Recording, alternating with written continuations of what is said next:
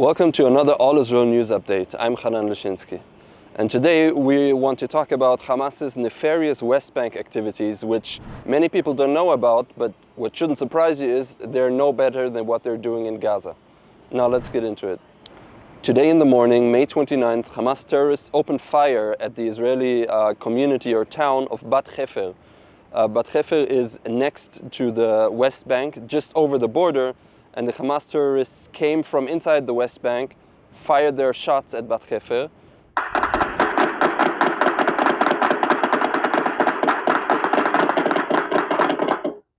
And then uploaded the whole thing to the internet for the world to see. Again, this is a theme. Those people are proud of what they're doing, and they want the world to see. So that is a theme. Those terrorists are proud of what they're doing. They want the world to know about it. And as they did on October 7th, they will film and upload everything on their own, but later they're going to deny it if the need arises. So this group of terrorists, they took their car, they exited their town of Tulkarm, which is just over the separation barrier between Israel proper and the West Bank, or Samaria in this case, the northern part of the West Bank, which we in Hebrew call Samaria. So they took their car, they took their weapons, they put on the now infamous green Hamas headbands. They went to the separation barrier and just opened fire with their weapons on the town of Bat Hefer, intending to hit civilians. And then they got back into their car and drove away. So what happened in Bat Hefer, mainly damage to houses and infrastructure. Luckily no one was injured, but this is a situation that can't continue as it is.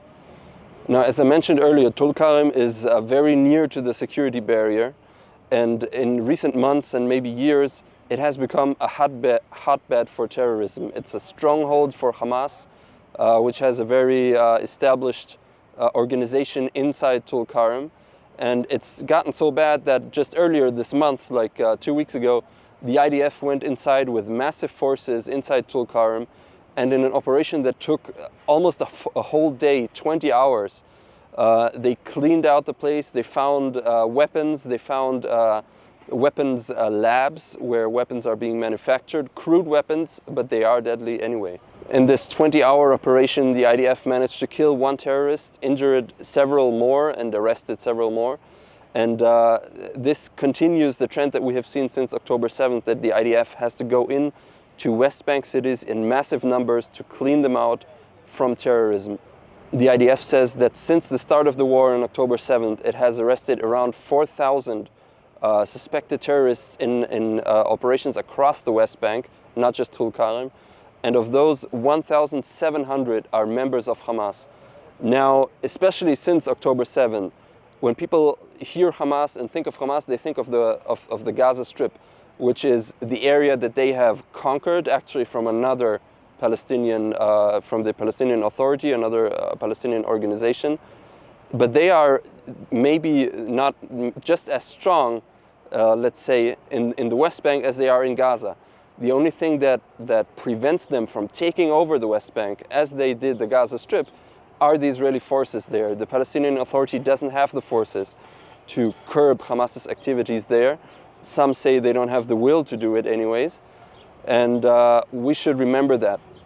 Over the past years, Israeli citizens on both sides of the security barrier running along Judea and Samaria have voiced increasing concerns about those activities by Hamas and also by some other smaller terrorist organizations. Those shootings, those pot shots sometimes that they take over the security barrier.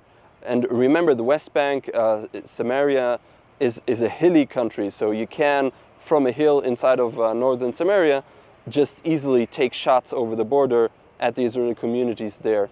Residents have also voiced concerns that Hamas may be constructing tunnels there, trying to tunnel under the security barrier, and just all around the situation has gotten less and less secure over the past years.